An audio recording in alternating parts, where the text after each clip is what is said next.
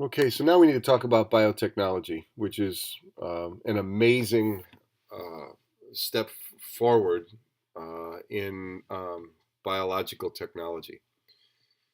Um, Agriculture has been trying to change the varieties of plants that we grow and eat since we've been growing them, maybe 10,000 BC. Um, Agriculture traditionally employed breeding strategies to increase crop yields. That's been going on for many, many thousands of years. We call this selective breeding or artificial selection. Luther Burbank became famous in the 1870s. Potatoes traditionally were really small, tiny little things. Luther Burbank produced absolutely monstrous varieties of potatoes, which are used by the fast food industry to make those really long, continuous French fries that people so crave. The original carrot plant does not have a white root, or I'm sorry, an orange root. It has more of a whitish root. But by selective breeding, we produce carrots with orange roots, and you can get carrots with almost purpley black roots and red roots and uh, off red roots and tan and all different colors. So uh, in the past, selective breeding's been used to actually produce different varieties of plants and animals for the farm. There's two general strategies in selective breeding or artificial selection. You can inbreed. The problem with inbreeding is that you are breeding closely related animals to one another, and that can be a problem in terms of genetic health. But there's also hybridization, which we'll get to in a minute. Inbreeding is advantageous in that it does reliably produce offspring that have the traits you're looking for. So you're certain that when you breed two pedigree Dobermans, you're going to get all Doberman pups. No question about it. Inbreeding is what is used to maintain specific breeding and pedigree lines of dogs, horses, cats, cows, and all kinds of things. And so that the benefit is the offspring are predictably like the parents, but the downside is there is a decrease in genetic health in the offspring. Hybridization is the opposite. This is where you take kind of really different varieties of organisms within a species and you breed or cross them with one another. What that produces is maybe wheat or corn that is extremely vigorous growing. Mutts, in terms of dogs, are always healthier than their pedigree parent counterparts. They live longer, they are at the vet less often, etc., because they're hybrids. Hybridization is used to produce nearly all the corn and wheat grown in the United States. The benefit is the hybrid organisms grow fast, they're very healthy. The downside, though, is if you let these wheat plants reproduce, they will not make offspring like themselves. So you can't collect corn from hybrid plants and hope to produce next year's corn. So corn growers and wheat growers in the United States always buy their seeds from seed producers that are producing hybrid varieties for them. I mean, there's advantages and disadvantages to inbreeding and hybridization. There are some other methods. You can zap living things with radiation to alter their DNA, and that does produce varieties with new traits, but you wouldn't want to do that with people or cows or trees because most of the time when you mutate DNA, it's not for the better, it's for the worse, and you end up killing the life form. Now, some of the basic tools to manipulate DNA that we have available in the lab today are restriction enzymes. Restriction enzymes are chemicals that are produced by cells to destroy foreign DNA. Uh, Restriction enzymes are made by human cells, bacterial cells, tree cells, and fungal cells. And the reason is viruses are constantly attacking all of us on this planet. And one of the basic lines of defense is destroy DNA in the cytoplasm. That's why your DNA is supposed to be in the nucleus. So any DNA that's just floating in the cytoplasm is generally destroyed by restriction enzymes. So in the 1970s, scientists discovered restriction enzymes. It was actually in the 60s, but in the 70s they actually isolated them and began to try to use them. And what they found is that restriction enzymes are proteins, and they cut DNA very accurately and precisely at exact places, which is very cool. So some restriction enzymes, when they cut DNA, they leave what we call sticky ends. And sticky ends can be used to bond different DNA molecules together. So EcoR1 is one of those restriction enzymes. It doesn't cut straight through DNA, it cuts it at diagonal. And when it does that, it leaves these sticky ends sticking out.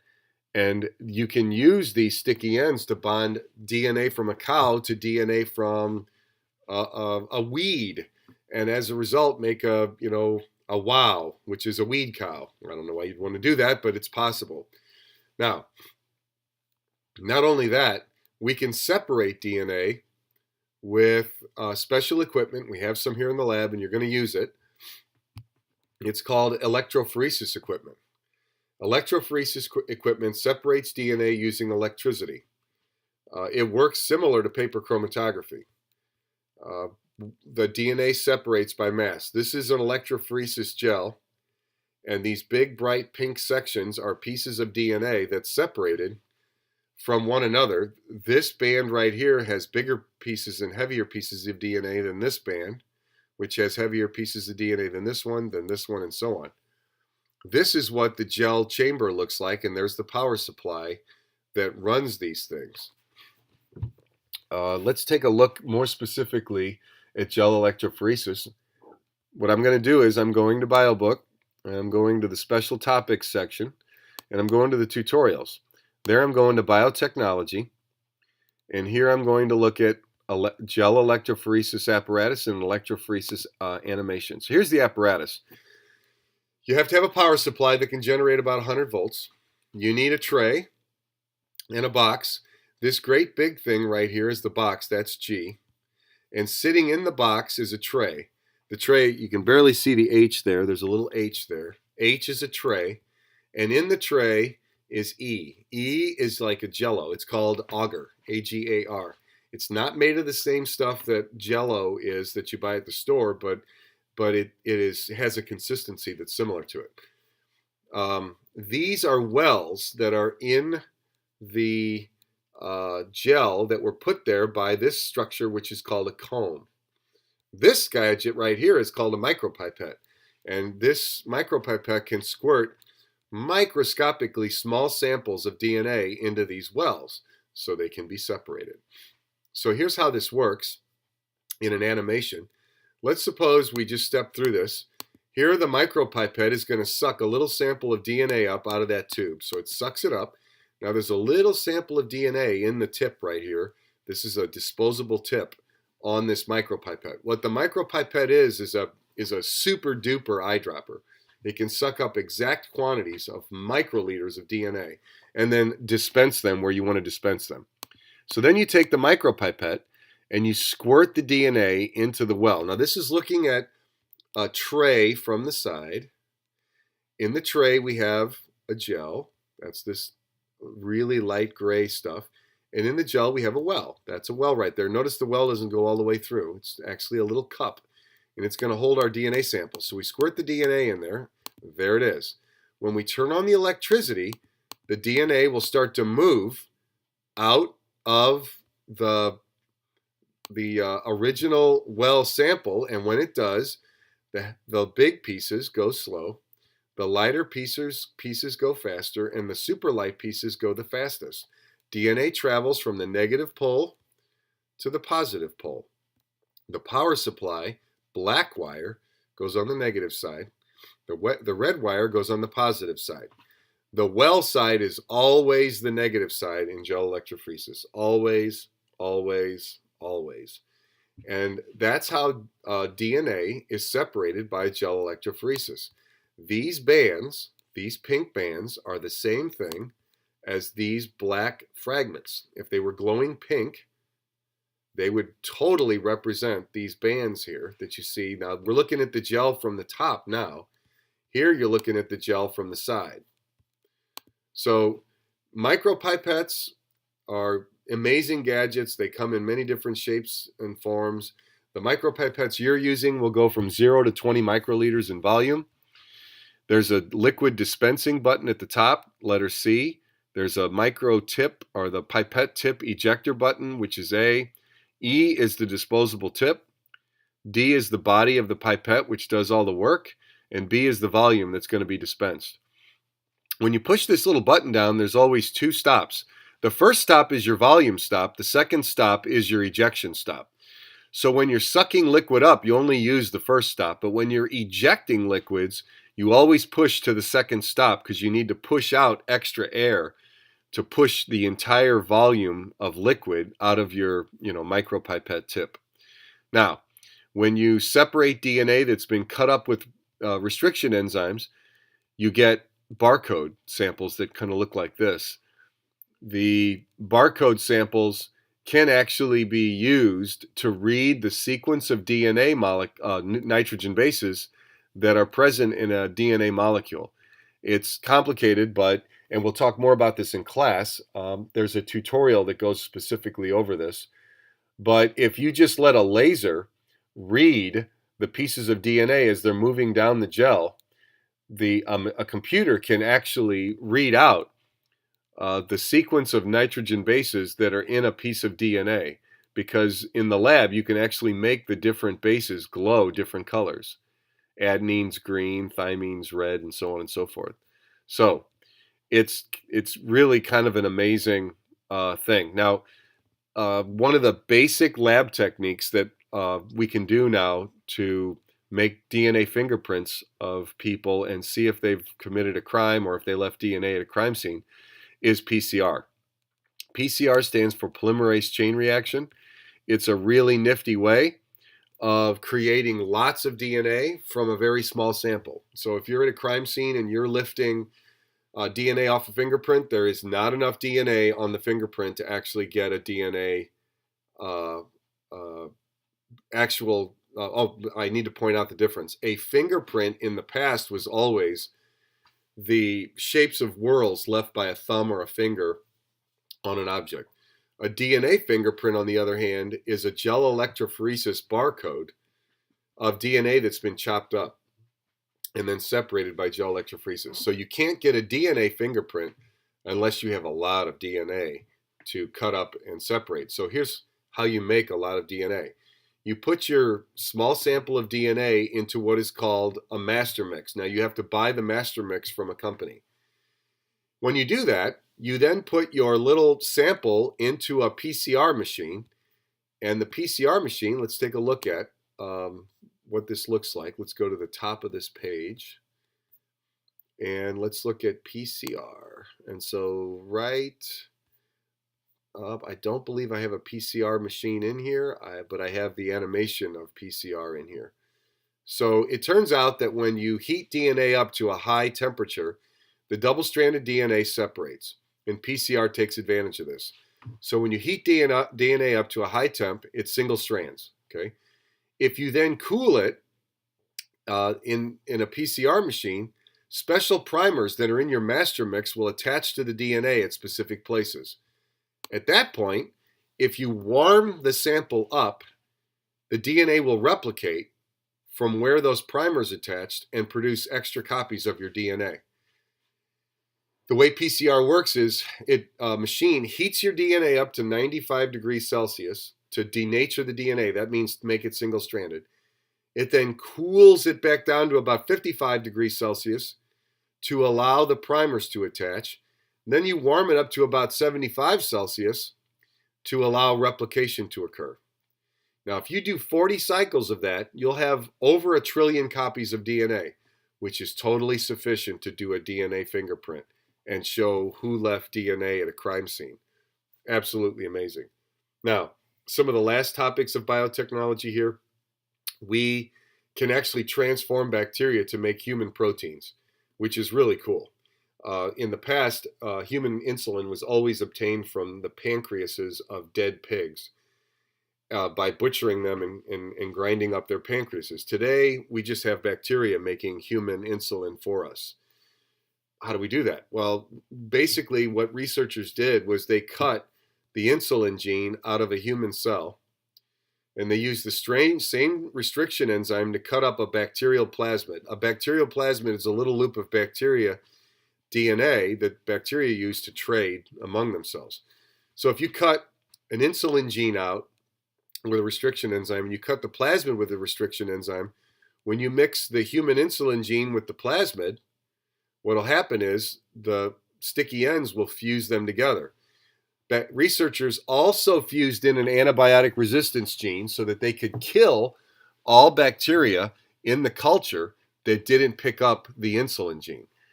They then use ligase to fuse all this DNA together in the new plasmid. They let the plasmid be absorbed by bacteria, and then they use antibiotics to kill all bacteria that don't have this goofy plasmid. The bacteria with this plasmid, if they've got this red gene, they make insulin. And the insulin then is extracted from the bacteria and it's used to give to people to treat diabetes. It's an absolutely amazing technique for getting other life forms to make our proteins for health purposes. We've also figured out how to transform plant cells. There's an interesting bacterium called Agrobacterium tumefaciens, which is a genetic engineer all by itself. It engineers plant cells to make tumors, and that's what this is right here. I took this picture at Rockpile Mountain. The tree has been infected with a gall bacteria, and it's called, the gall bacteria is Agrobacterium tumefaciens. What researchers did was they modified the bacteria and they modified its plasmid so that it would inject healthy genes into plants to transform plants and make them different. So researchers can now genetically modify lots of crop plants with Agrobacterium tumefaciens and create new strains of plants that we had never before been able to grow.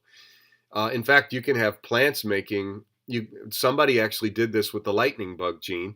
They actually fused the gene from lightning bugs that makes them glow into a single tobacco cell, and then they grew a plant up from that cell, and the whole plant glowed like a lightning bug. It's crazy what we can now do with this new technology. So it's difficult, but you can actually genetically manipulate animal cells now. You can actually take cells from an embryo, genetically manipulate them, and then grow another embryo from those cells. But transforming animal cells is difficult. Plants are easier to grow from a single cell. Animals, it sounds easy, sperm hits egg and embryo grows, but animal development is really tricky. Plants, you can practically run them over with a car and then they'll grow into another plant. Animals are much more delicate and much harder to work with, and they die much more easily. So, applications of genetic engineering, bacteria. We genetically engineer bacteria to make insulin, HGH, clotting factors, and more. We've talked about this. Animals, you can genetically engineer animals to do things in the lab. Pigs and sheep now have human insulin genes, and they secrete insulin in their milk. We've genetically engineered all kinds of crop plants. Here is the glow-in-the-dark tobacco plant. Here's golden rice, which has been genetically engineered to make more vitamin A, and the list goes on and on. We can even clone animals now. If you take a fertilized egg from an animal and take out the nucleus, the chromosomes, and then inject the nucleus from an animal into it, you can grow up a whole new cloned version of the animal that you took the nucleus from. So we could clone one of you in this classroom by taking some of your cells, taking the DNA out of your cells, and putting that into a fertilized egg. Of course, we'd have to put that fertilized egg in a woman so it would embryonically develop, but then we'd end up with another one of you, just 16 or 17 years behind you. Dolly the sheep was the first animal that was ever performed on. And it's been tried, and since then it's been done over and over. There are now new tests. We now know how to test for hereditary diseases using biotechnology. You can cut up human chromosomes and electrophorese the chromosomes, and you can look at the electrophoresis patterns, and you can see whether or not somebody's got a disease for Tay-Sachs or Huntington's disease or cystic fibrosis. In addition, this is an FBI researcher holding a very complicated DNA fingerprint that was done on somebody. DNA fingerprints are foolproof ways to determine who left DNA at a scene. And that's because they use multiple chromosomes, cut them up, separate them, and then look at the banding patterns. If you are a perfect match to all those little stripes in that great big gel electrophoresis, you are the person that left the DNA. And so essentially, we are now being rendered barcodes. This represents a person on this planet with a unique sequence of DNA instructions. The Human Genome Project, not long ago, sequenced the entire human genome. We know every letter in every chromosome now, which is amazing. And with that information now, we can start moving towards curing genetic or hereditary diseases. The very first attempt to cure a hereditary disease was with SCIDS, severe combined immune deficiency syndrome. That's what the boy in the bubble had. You can take umbilical cord cells and use them to genetically engineer people. And so there's been an effort. Some people now save the placenta and the umbilical cord after birth just in case their kids actually need the cells from those for some kind of treatment. So I will probably produce a screen lecture of the biotechnology tutorial, which may help even further explain all this complicated biotechnology stuff.